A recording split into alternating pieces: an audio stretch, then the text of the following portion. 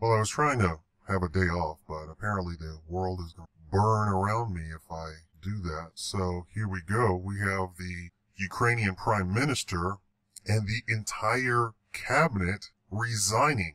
Now, why are they resigning?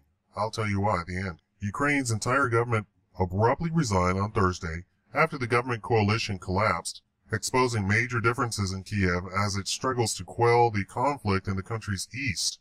Prime Minister Arseny Yatsenyuk said in Parliament that he was resigning because two pro-European parties resigned from the coalition, which he said made it impossible for the government to function. When there's no coalition and the acting coalition in parliamentary-presidential republic has collapsed, the government and the prime minister have to resign.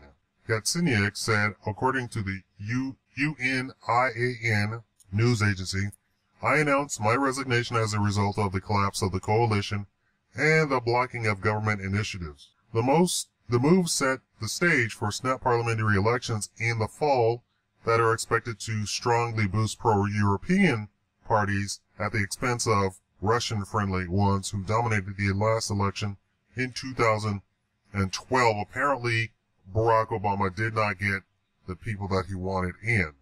Under Ukraine's constitution, President Petro Poroshenko can call a snap election in August 24th, Ukraine's Independence Day, if the government is unable to form a coalition for 30 days. It was not immediately clear whether Yatsenyuk's resignation was part of an agreement to dissolve the widely loathed parliament or the result of internecine squabbles and backdoor deals gone sour. The move came after two junior parties, former boxer Vitaly Klitschko's UDAR and far-right nationalist Svoboda, withdrew from the coalition with Yatsenyuk's party, Fatherland, earlier Thursday.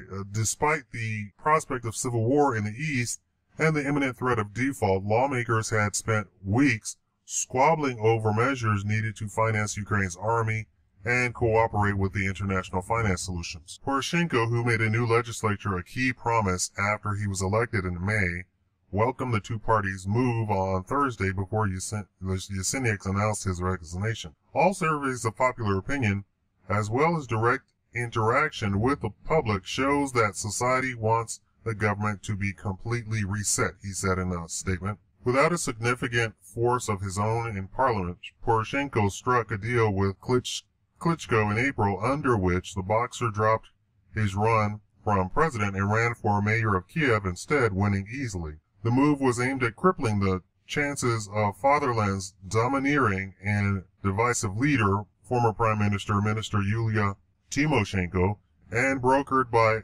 her arch-enemy, Moscow-linked gas kingpin Dmitry Firtash, currently awaiting extradition to the U.S. on corruption charges. Relations between her party, the largest in the you know, how much you want to bet that those corruption charges are completely fabricated? They just wanted to get the person out of the way. Relations between her party, the largest in the coalition, and Poroshenko have since been strained. Lawmakers from Fatherland have criticized Poroshenko, who is in charge of security appointments, for not doing enough to quell the conflict in the east, and demanded that he introduce martial law. What he should do is resign, but he was put in place by Obama and the CIA. So there you have it. Now, why did they really resign? Because it has come out that it was Kiev who took over the air traffic control tower for the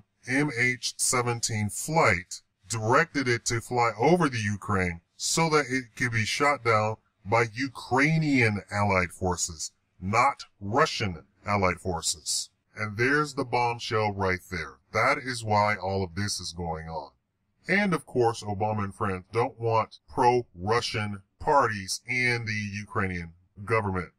So, of course, they had to reset everybody and put a completely pro-EU government in place. They're hammering and hammering and hammering. And Obama is threatening more and more sanctions against Russia, which, I'm telling you, will do nothing. It doesn't threaten Russia to try and sanction Russia from the EU. Why? Because he has all of the BRICS countries that he can sell to and trade with. including China, Brazil, South Africa, a whole bunch of countries in Africa with actual resources. The EU has what? They have people that you can sell stuff to. That's about it.